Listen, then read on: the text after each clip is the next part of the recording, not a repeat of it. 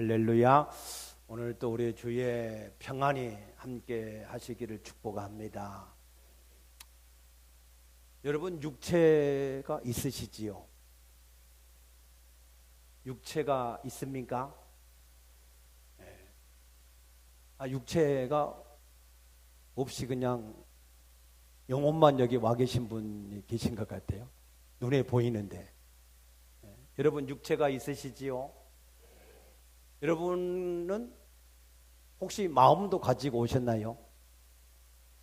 마음도 가지고 오셨습니까? 집에 놔두고 오신 거 아니시지요? 여러분에게 나에게 마음이 있다 이렇게 생각하시는 분 한번 손 한번 들어요. 나는 마음이 있다. 마음이 없으신 분도 계신가요?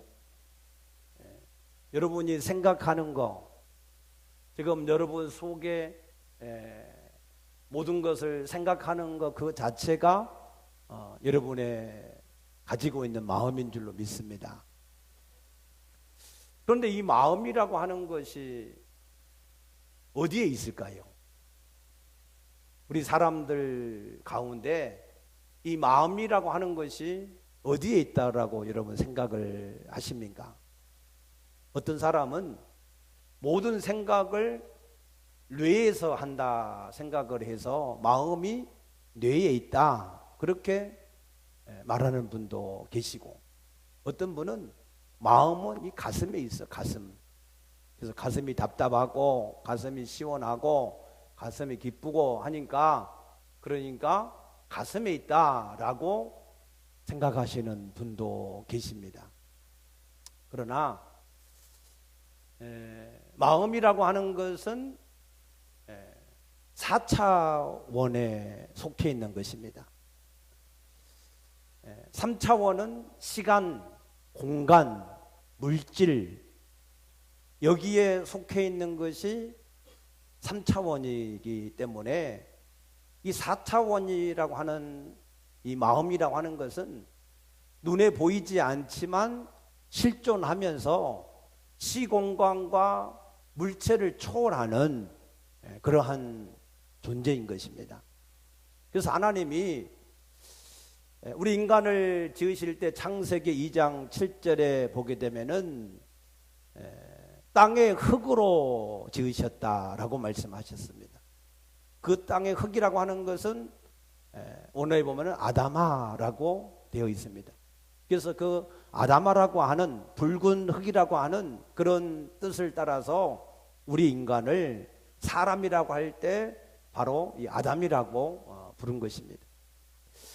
그것은 사람이라고 하는 일반적인 명칭도 되지만 첫사람 아담을 부를 때에도 이게 쓰여지는 특별한 이름을 상징하기도 하는 것입니다.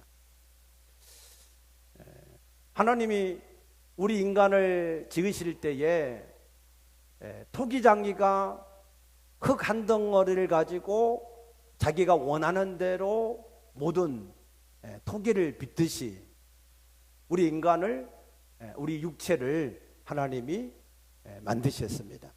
그래서 로마서 9장에 보게 되면은 사도 바울은 하나님을 토기장이에 비유하였고 우리 인간을 그 진흙 덩어리에 비유했습니다. 그래서 이 토기장이가 진흙 한 덩어리를 가지고 어떤 토기는 귀하게 쓰는 그릇으로 만들 수도 있고, 또 어떤 토기는 천하게 쓰는 토기로도 만들 수가 있다는 겁니다.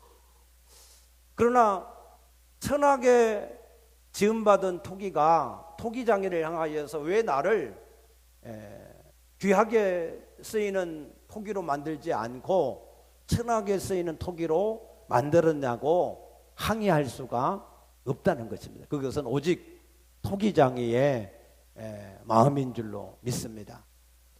그래서 하나님은 이처럼 우리 육체를 붉은 흙을 가지고 진흙을 가지고 우리 인간을 육체를 만드셨습니다. 그러나 그 육체에는 생명이 없습니다. 그래서 하나님이 흙으로 우리 육체를 빚으시고 그 다음에 생기를 거기에 부어 넣으셨다 그랬습니다. 그 생기를 니시마트 하임이라 이렇게 말하는데, 이 니시마트라고 하는 것은 숨, 호흡, 생명, 이런 이 기운, 영혼 이런 것을 니시마트라 이렇게 표현을 하고, 이 생명이라고 하는 하임, 생명력을 하임이라고 하는데, 이 두 가지 단어가 합성이 되어서 생기가 되어진 것입니다.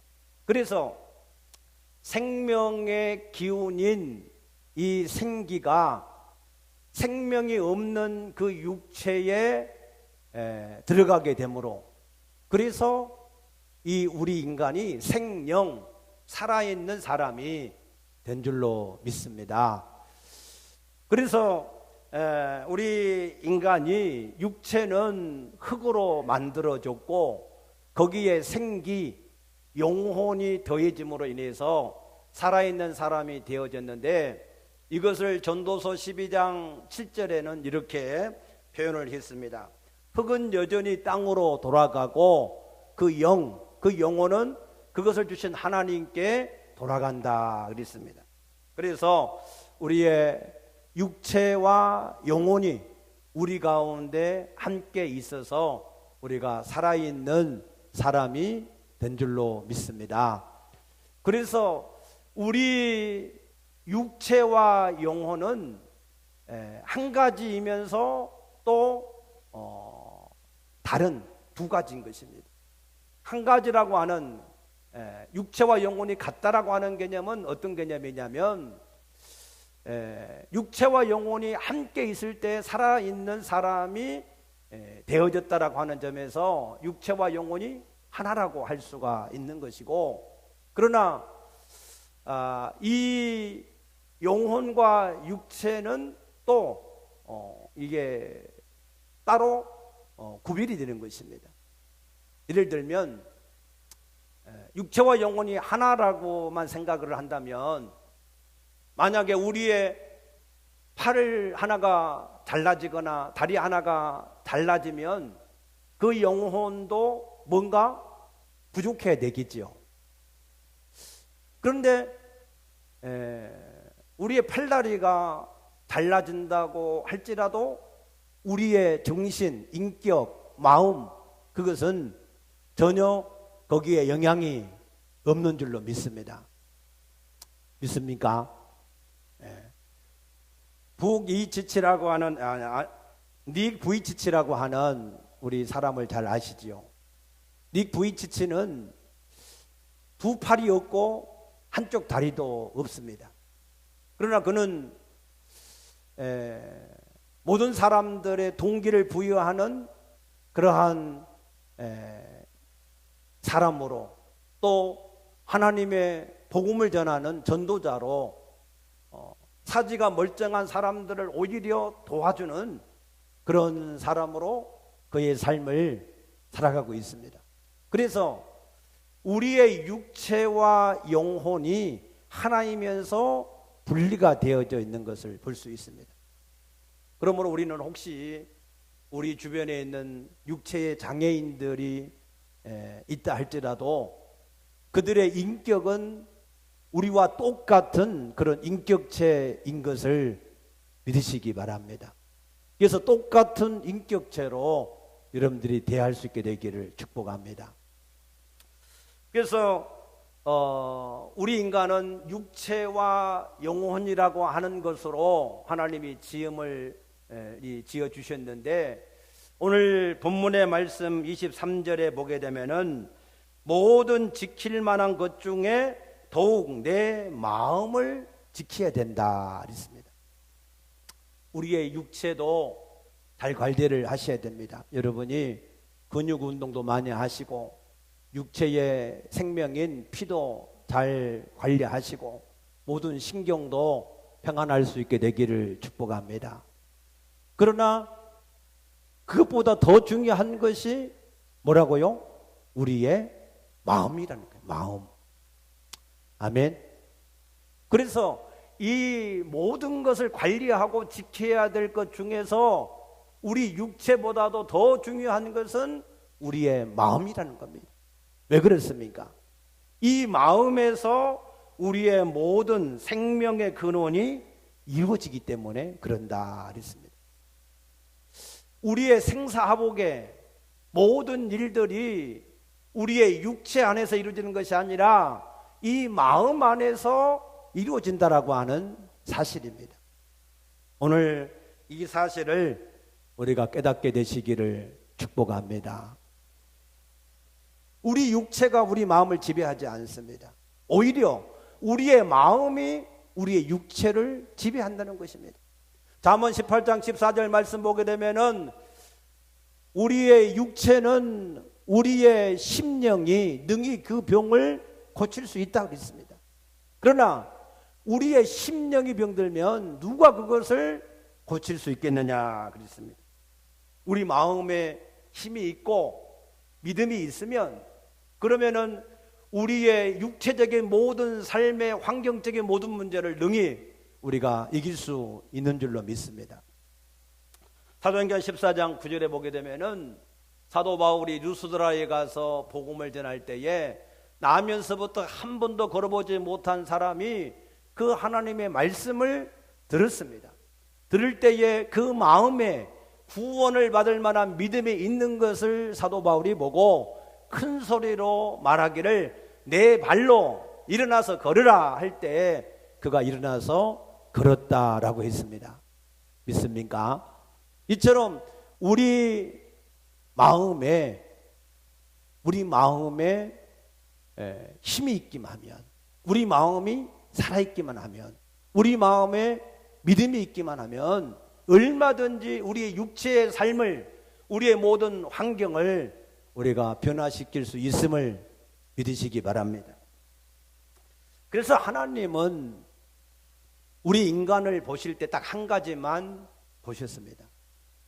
사무엘상 16장 7절 말씀 보게 되면 하나님이 사울 왕을 마음에 들지 않으니까 패하시고 그 사울 왕을 대신할 수 있는 왕을 세우기 위해서 사무엘 선지자를 이새의 집안으로 보냈습니다.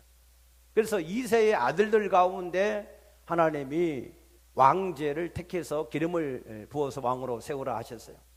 그래서 이 사무엘이 이새 집에서 가서 보니까 그 장남 엘리압이 그의 용모와 키가 훤칠하고 그가 잘생겼습니다. 그래서 이 사람이 하나님이 세우고자 원하시는 왕제인가 보다 해서 기름을 부어 세우려고 했을 때에 하나님이 그를 말리셨어요. 그래서 하나님이 말씀하시기를 나는 용모와 키를 보는 것이 아니라 그 사람의 중심을 보신다 말씀하신 줄로 믿습니다. 왜 그럴까요? 우리 인간의 이 마음이라고 하는 여기에 우리 인간의 모든 것이 다 들어 있습니다. 그 사람이 큰 사람인지 작은 사람인지 대인배인지 소인배인지 진실한 사람인지 거짓된 사람인지 비전이 있는 사람인지 없는 사람인지 약한 사람인지 강한 사람인지 그 모든 것이 육체에 있지 않고 어디에 있다고요? 마음에 있다는 거예요. 마음. 아멘. 그래서 우리의 마음이라고 하는 것은 우리 인생 자체라는 거예요. 자체.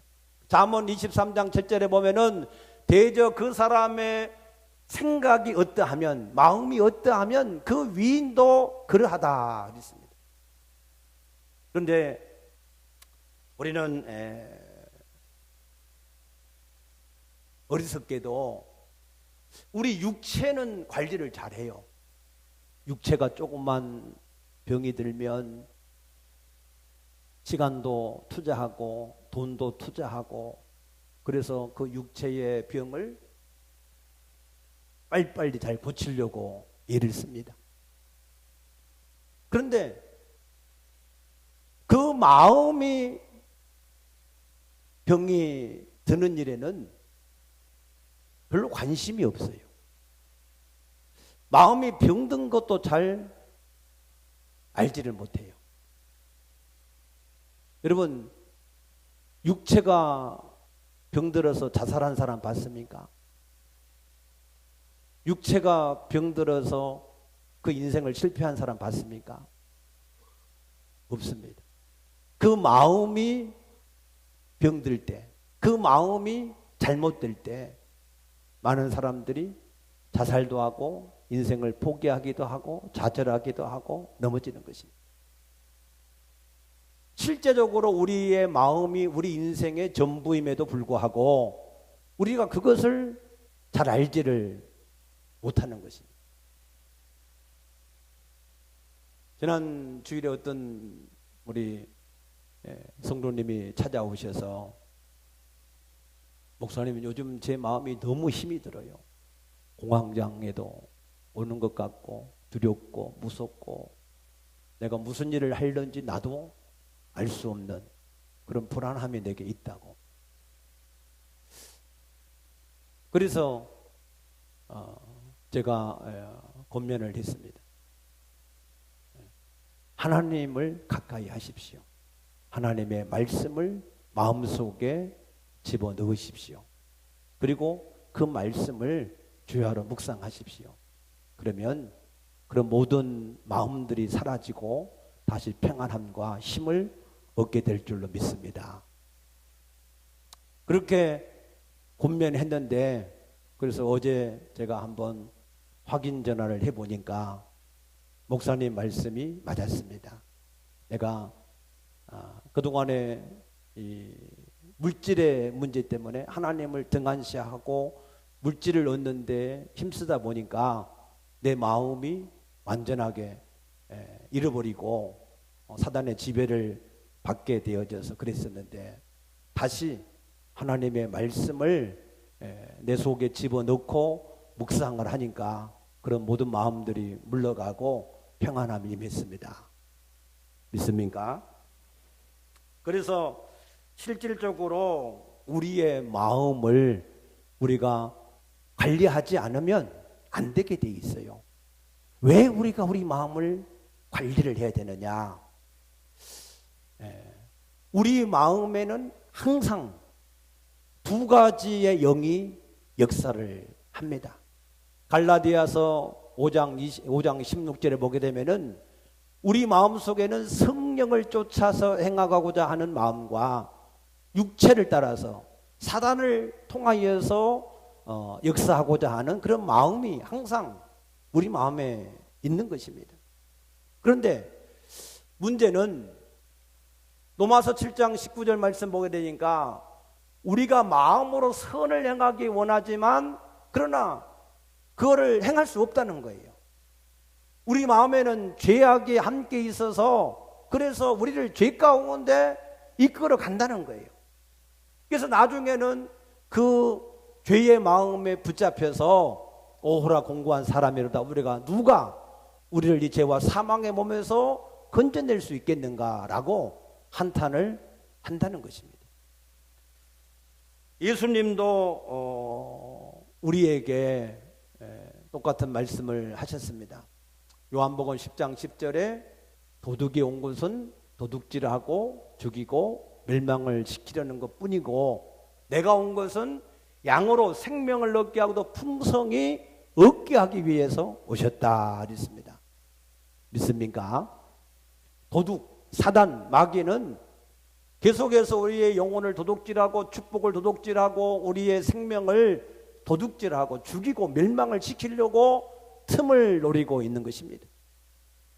예수님도 우리에게 생명을 얻게 하고도 풍성히 얻게 하기 위해서 계속해서 우리에게 권면하고 계신 줄로 믿습니다. 그래서 하나님이 창세기 2장에 보게 되면은 우리 인간을 에덴 동산에 두실 때에 그 사실을 우리 인간에게 잘 알게 하셨어요. 선악과를 먹지 마라. 먹는 날에는 반드시 내가 죽으리라. 이 말씀을 하신 이유는 그 하나님의 말씀을 빼앗고 자기 생각을 집어넣어서 우리로 하여금 반드시 죽게 하는 그러한 영적인 존재가 있는 것을 우리에게 알리시고 경고를 하신 말씀인 것입니다. 그러나 우리 인간은 불행하게도 그 하나님의 말씀을 우리가 지켜내지 못했기 때문에 하나님의 모든 주신 축복을 잊어버리고 말았습니다. 사도행전 20장 29절에도 보게 되면은 사도 바울이 밀레도에서 예배소 장로들을 청하여서 권면을 할 때에 내가 떠나가면은 사나운 이리가 너희 가운데 들어와서 너희를 해칠 것이다 라고 말씀을 하셨습니다. 에덴 동산의 아담과 하와도 마찬가지로 지금도 마찬가지로 이 우리 인간들 사이에는 하나님의 성령의 역사와 사단의 역사가 항상 공존하고 있음을 아시기를 축복합니다. 하나님은 우리 인간에게 자유의지를 주셔서 그 두 가지 중에서 하나를 선택하며 우리에게 살게 하신 줄로 믿습니다. 그래서 우리의 마음을 우리가 지켜내야 되는 것입니다. 믿습니까? 창세기 4장 7절에 보게 되면은 하나님은 가인에게 가인아 죄가 내 문 앞에 엎드려 있으나 너는 죄를 다스리라 그랬습니다. 아벨의 제사만 하나님이 받으시고 가인과 가인의 제사를 받지 않은 것 때문에 가인의 마음이 상했습니다. 그때 그 상한 마음을 틈타서 이 사단이 가인의 그 마음의 문 앞에 엎드려 있었던 거예요. 그래서 하나님은 그걸 보시고 그걸 다스리라고 하실 겁니다. 그러나 가인은 요한일서 3장 12절에 보게 되면 가인은 사단에게 속하여 그 동생 아울을 죽였다 그랬습니다. 결국 그 사단의 유혹을 이겨내지 못하고 실패하고 말았습니다. 또 요한복음 13장 2절에도 보게 되면은 사단이 가룟 유다 마음에 예수를 팔 생각을 넣었다 그랬습니다.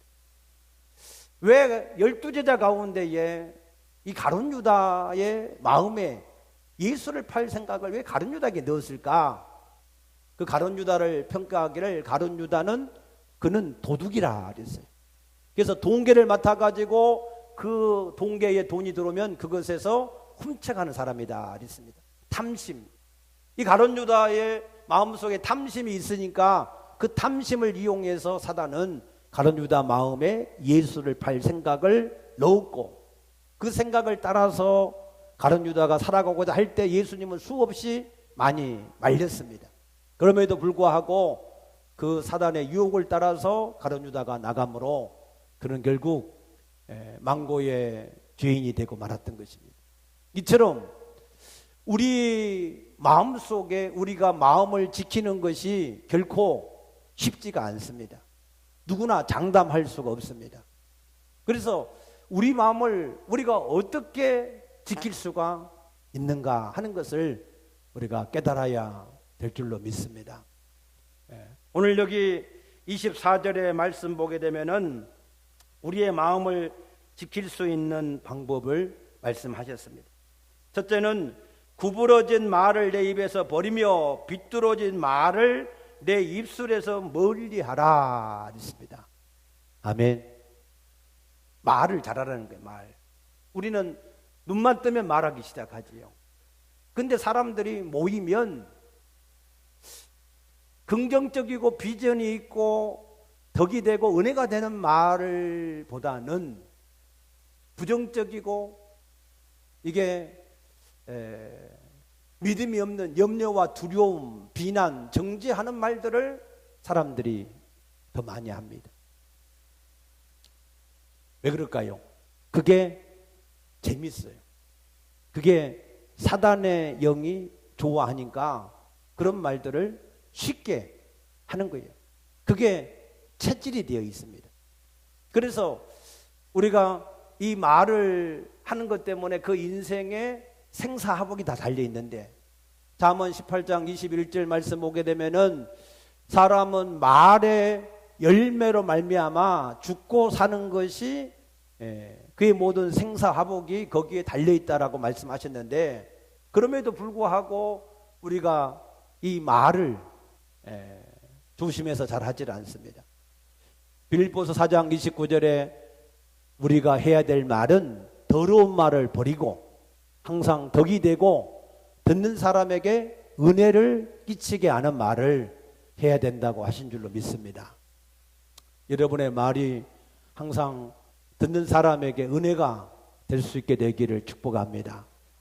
가정에서도, 셀에서도, 직장에서도, 여러분의 모든 만나는 사람들 가운데 항상 여러분의 말을 듣는 사람들이 은혜가 되게 하는 것이 우리에게 축복일 줄로 믿습니다. 근데 말은 어디서 나온다고 그랬어요? 마태복음 12장 34절 말씀 보니까 마음에 가득한 것을 입으로 말한다 그랬어요. 우리 마음에 쌓여 있는 것을 입으로 말하는 것이 말이라 그랬어요. 그러면 우리 마음에 어떻게 해서 우리 마음에 쌓여지게 될까요? 그것은 우리의 눈을 통해서 우리가 우리 마음이 쌓여지는 거예요. 그래서 25절에 내 눈은 바로 보며 내 눈꺼풀은 내 앞을 곱게 살펴 그랬어요. 바로 본다. 눈이 바로 본다 하는 말이 무슨 뜻인가요? 하나님은 에레미야 29장 11절 말씀 보면은 우리를 향하신 뜻은 재앙이 아니라 평안이요 장래에 소망을 주기 위함이다 그랬습니다. 아멘. 하나님이 우리를 향하신 뜻은 항상 우리가 복되고 잘되기를 원하시는 마음인 줄로 믿습니다. 그게 하나님의 계획입니다. 그래서 우리의 마음, 우리의 눈이 항상 모든 것을 볼 때 긍정적으로 봐야 할 줄로 믿습니다. 그것이 우리가 바르게 보는 거예요. 할렐루야. 여러분, 모든 것을 볼 때 긍정적으로 볼 수 있는 눈이 될 수 있기를 축복합니다. 보는 눈에 의해서 우리의 마음이 벌써 이게 쌓이게 되는 거예요. 볼 때 부정적으로 보게 되면 부정적인 말들이, 원망과 불평과 비난의 말들이 나올 수밖에 없는 것이고, 우리의 말이 긍정적으로 우리가 보게 되면 우리의 믿음의 말이 나오고 우리가 선한 말을 하게 되고 다른 사람을 은혜롭게 할 수 있는 말들이 나오는 줄로 믿습니다. 이게 악순환이에요. 악순환. 이게 선순환이 될 수도 있고 이게 악순환이 될 수가 있어요.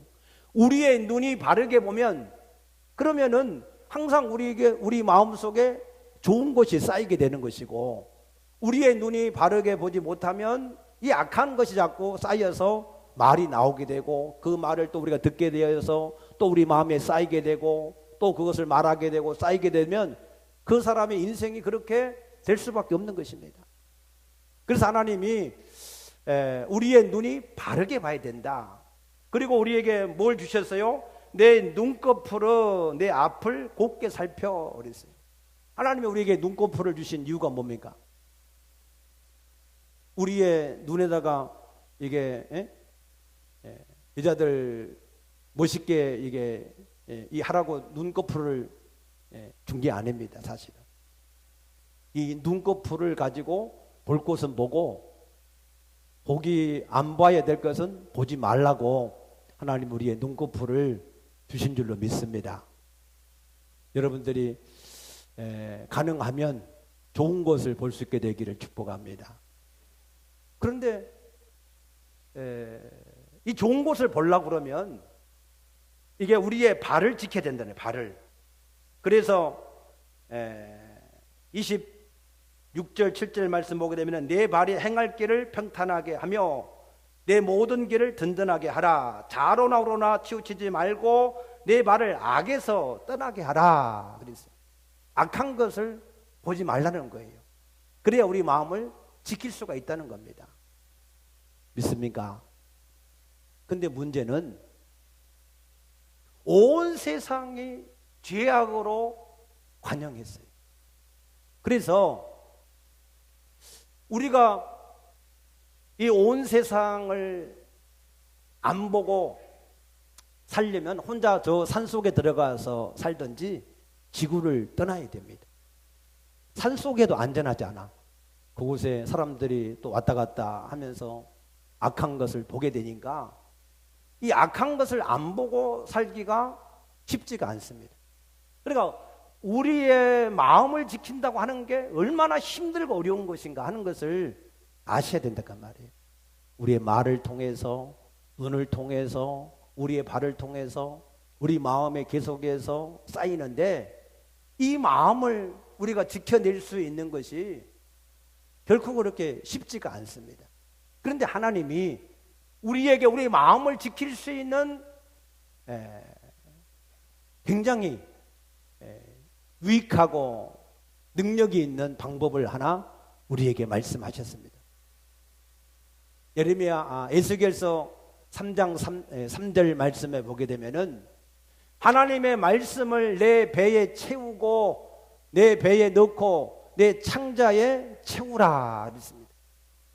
우리의 마음을 지킬 수 있는 그러한 가장 유일한 방법이 하나님의 말씀을 우리에게 채워 넣는 것, 우리 마음에 채워 넣는 것, 이것이 우리가 유일하게 하나님의 말씀을 지키는 방법인 것을 믿으시기 바랍니다. 아멘.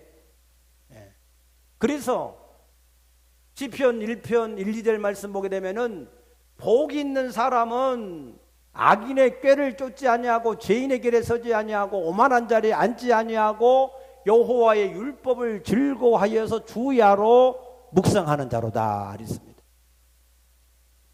여러분, 복은 외부에 있지 않습니다.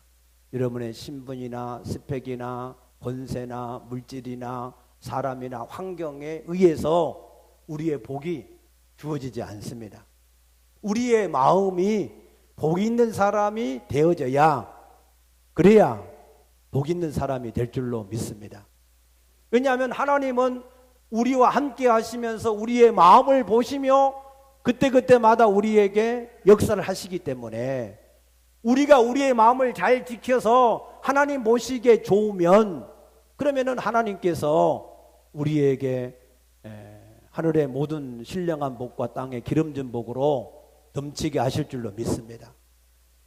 그 사람은 시냇가에 심어진 나무와 같이 시절을 쫓아서 때가 되면 열매를 맺고 그 잎사귀가 마르지 않고 모든 하는 일이 형통하게 된다고 하신 줄로 믿습니다. 아멘. 그래서 우리의 마음에 하나님의 말씀을 풍성하게 거하게 하는 것이 우리 인생의 우리의 모든 삶을 가장 복되게 하는 가장 중요한 일인 것을 다시 한번 깨닫게 되시기를 축복합니다. 그러면 하나님 말씀을 우리 속에 집어넣어야 되는데 하나님 말씀을 보기만 하면 아무런 은혜가 안 되고 아무런 느낌도 없고 계속해서 졸리기만 한다, 이런 분들이 계셔요. 우리 성도들은 그런 분이 없을 줄로 믿습니다. 그런데 그런 분 종종 있어요. 그런 분은 어떻게 해야 되느냐? 이렇게 하시면 됩니다. 먼저 하나님 말씀을 보시기 전에 간절하게 기도하고 볼 수 있게 되기를 축복합니다. 그러면 성령, 이 하나님의 말씀은 성령으로 기록되어졌기 때문에 이 성령이 역사하셔야 볼 수도 있고 들을 수도 있습니다.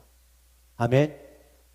그러면서 한 가지 팁을 더 드리면, 여러분들이 성경을 한 구절 한 구절 읽을 때마다 아멘을 하시기 바랍니다. 그러면 훨씬 더 그 말씀이 우리에게 다가와 느끼게 되는 것입니다. 여러분이 하나님 말씀을 들을 때도 그 하나님 말씀을 한 말씀 한 말씀 들을 때마다 아멘 아멘 하고 여러분이 들으시면 여러분들이 이 성전을 나갈 때 새로운 사람으로 바뀌어져 갈 수가 있습니다. 그러나 여기에 앉아서 예배를 드리지만 전혀 입을 벌리지 않고 아멘하지 않고 그냥 귀로만 듣는 사람은 별로 변화가 잘 일어나지 않습니다. 그래서 하나님 말씀을 여러분들이 기도하면서 읽으시고 아멘하면서 읽으시기 바랍니다. 그래도 은혜가 안 된다, 그 사람은 회개하셔야 돼요. 회개. 하나님과 나 사이에 죄악의 담이 있기 때문에 그걸 철저하게 회개하고 그 다음에 읽으시기 바랍니다. 그래도 은혜가 안 된다. 그 사람은 하나님 앞에 한 가지를 더 결단해야 돼요. 내가 지금까지 하나님 말씀을 듣고 불순종했으나 이제 내가 하나님의 말씀대로 순종을 하겠사오니 내게 말씀해 주시옵소서. 아멘. 네, 그렇게 우리가 믿음의 결단을 하고 읽으시기 바랍니다. 그러면 틀림없이 여러분에게 하나님의 말씀을 들을 때나 읽을 때에 하나님의 음성이 들려지고 우리의 모든 죄를 회개하게 되고 하나님과 화목하게 되고 하나님 비전을 발견하게 되어지고 하나님 앞에서 복된 영혼이 될 줄로 믿습니다. 그럼에도 나한테 전혀 은혜가 안 된다. 이런 사람은 다시 예수님을 영접할 수 있게 되기를 축복합니다. 아멘. 그 사람은 영혼이 거듭나지 않았어요. 영혼이 거듭나지 않은 사람은 영이 죽어있는 상태이기 때문에 아무리 하나님의 말씀을 읽거나 들어도 전혀 감동이 없습니다. 그런 분은 다시 예수님을 진실로 주와 그리스도로 믿고 주인으로 영접할 수 있게 되기를 축복합니다. 그런데 이 하나님의 말씀을 통해서 우리 마음에 집어넣어서 우리 마음이 어떤 상태가 되면 좋겠느냐, 어떤 마음을 가지면 좋겠느냐 하는 것입니다. 첫째는 디모데후서 2장 20절 말씀 보게 되면 하나님은 깨끗한 그릇을 귀히 쓰신다 그랬습니다. 아멘. 그래서 첫째로는 우리가 우리의 마음을 깨끗하게 해야 돼요. 깨끗. 여러분 회개 기도를 많이 할 수 있게 되기를 축복합니다. 우리는 예수 그리스도를 말미암아 거듭났어도 우리 마음속에 여전히 옛 구습의 죄악이 가득할 수 있고 매일의 삶 속에서 먼지가 우리 마음속에 앉듯이 우리 마음속에 죄악이 쌓일 수밖에 없습니다. 그래서 우리가 철저하게 날마다 회개를 하셔야 됩니다.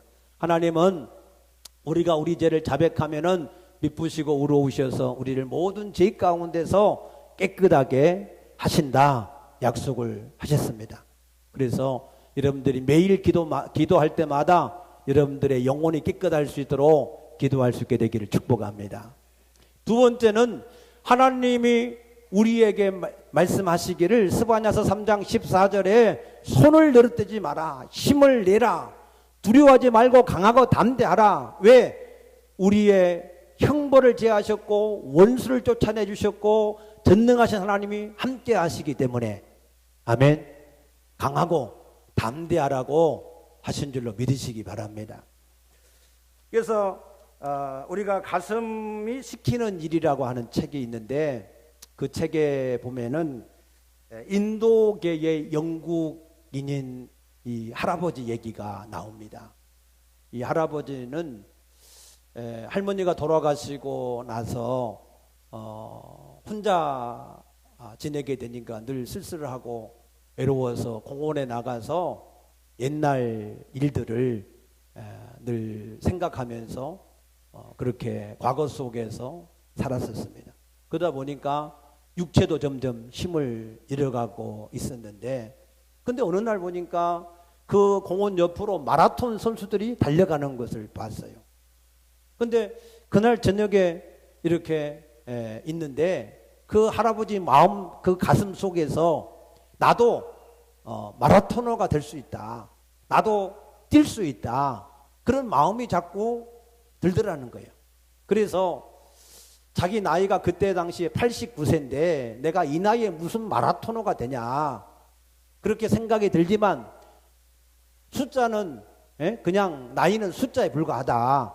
그렇게 생각을 하고 마라토너가 되기로 결정을 했습니다. 그래서 그때부터 뛰기 시작했어요. 89세 할아버지가 뛰니까 얼마나 다리가 휘청거리겠어요.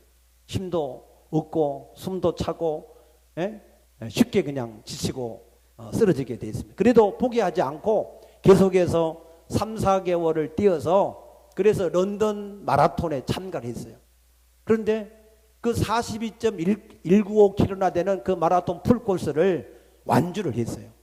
다른 사람은 한 2시간 반이면 다 들어오는데 그 할아버지는 6시간 넘게 뛰어서 완주를 했어요. 그래도 완주한 게 대단하잖아요. 그리고 나서 3년 동안 더 연습을 많이 했어요. 그래서 이 캐나다 토론토 이 마라톤 대회에 참가를 했습니다. 거기서는 1시간 40분 정도를 단축을 해가지고 그래서 거기에서도 완주를 했습니다. 그러니까 사람들의 관심이 그때 나이가 92세예요. 그러니까 아디다스에서 불가능은 없다 이런 이 모델로 그 할아버지를 써가지고 광고 모델에 대해서 돈을 많이 벌었습니다. 그 인생이 행복하게 된 줄로 믿습니다. 우리의 마음이 새로운 믿음을 갖기 시작하면 그러면 우리가 얼마든지 우리의 모든 환경과 여건들을 이겨낼 수 있는 그러한 것의 증거가 된 줄로 믿습니다. 마지막으로 우리의 마음이 꼭 가져야 될 마음은 데살로니가서 5장 16절에서 18절의 말씀 항상 기뻐하라 쉬지 말고 기도하라 범사에 감사하라 이는 예수 그리스도 안에서 너희를 향하신 하나님의 뜻이니라 그랬습니다. 여러분 마음속에 기쁨 쉬지 않냐고 하나님께 기도하는 교제 그 하나님 앞에 여러분의 마음이 항상 감사하는 마음 그 감사하는 마음을 항상 유지할 수 있게 되기를 축복합니다. 우리의 마음이 깨끗하고 우리의 마음이 믿음이 있고 우리의 마음에 감사가 있는 그런 사람이 되어지면 그런 사람은 하나님께서 그 사람을 지키시고 하나님의 각양 좋은 것들로 풍성케 하시어서 이전보다 더 좋은 것들로 하나님이 차고 넘쳐나게 하실 줄로 믿으시기 바랍니다. 기도하십시다.